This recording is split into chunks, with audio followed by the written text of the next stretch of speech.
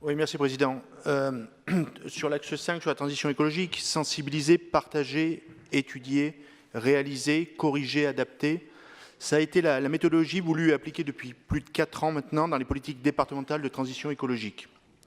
Aussi, à l'écoute de certaines interventions de mes collègues hier, il y a eu une quasi-unanimité à reconnaître que les questions écologiques étaient essentielles. Mais à contrario, certains ont reproché que l'ambition budgétaire n'était pas à la hauteur des enjeux. À défaut d'annonces phares ou de promesses non réalisables, nous avons privilégié le concret et l'efficacité avec une constance dans nos politiques de transition que nous portons. Ce sont en effet des politiques qui agissent par capillarité avec les territoires, avec les citoyens, et le tout en transversalité, et j'y reviendrai.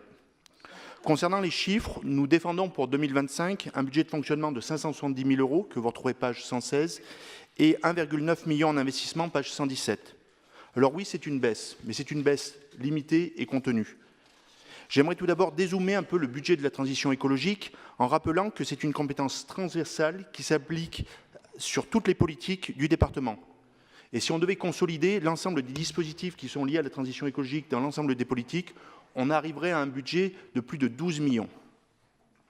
Deuxièmement, je me dois de vous rappeler aussi le contexte général, qui est plus que défavorable aux investissements écologiques. En premier lieu, quand on voit au niveau européen, voire national, qu'on ne baisse pas seulement les budgets verts, mais on les réduit de manière drastique au profit des budgets dits kaki. Un autre exemple pour illustrer le contexte d'austérité budgétaire à l'égard des politiques écologiques, c'est l'annonce du ministre qui veut mettre en place un livret d'épargne dédié à la défense et le tout porté par BPI.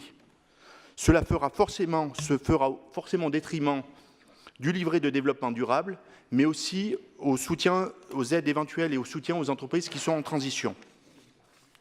Maintenant, pour revenir à notre budget écologique départemental, j'aimerais répondre aux observations qui ont été faites en commission, mais aussi en session, concernant la complexité à comprendre la présentation du budget et à comparer les chiffres de 2025 par rapport au budget 2024. Donc je me permets 2 clarifications. Tout d'abord, vous avez pu certainement voir, page 41, un budget de 1,4 million d'investissements contre 1,9 million, page 117. Cette différence s'explique, comme je l'avais dit en commission, par le dispositif Cocon 63 et les participations au capital de Société ENR qui ne sont pas sur la page 41, mais qu'on retrouve page 117. Le deuxième point, c'est Jocelyne Glace-Lega qui nous avait évoqué hier une baisse de 14% en investissement en 2025 par rapport à 2024. Je voulais juste préciser qu'en 2024, il avait été intégré le dispositif Solerdom, qui est porté par notre collègue Bertrand Barrault, et donc, à périmètre constant, si on retire le dispositif Solerdom en 2024, ce n'est qu'une baisse de 7,80%.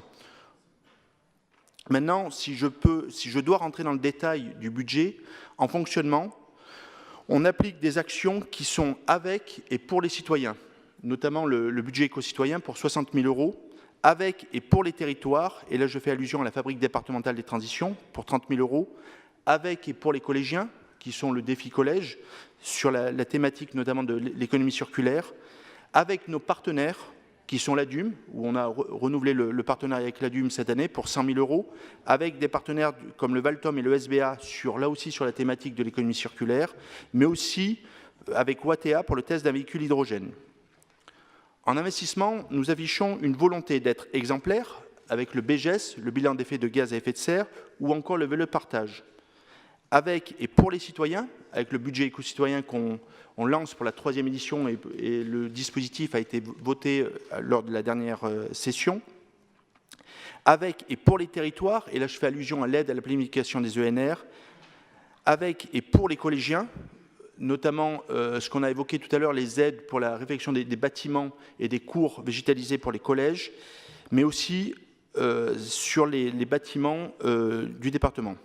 Voici donc en synthèse ce que je pouvais vous dire sur les politiques écologiques portées par le département du Puy-de-Dôme, avec comme fil rouge la sobriété et l'efficacité énergétique qu'on voit sur la slide suivante et qui montre comment toutes nos politiques s'articulent autour d'une même donnée et une même stratégie qu'on a voulu depuis le plan stratégique Horizon 2030.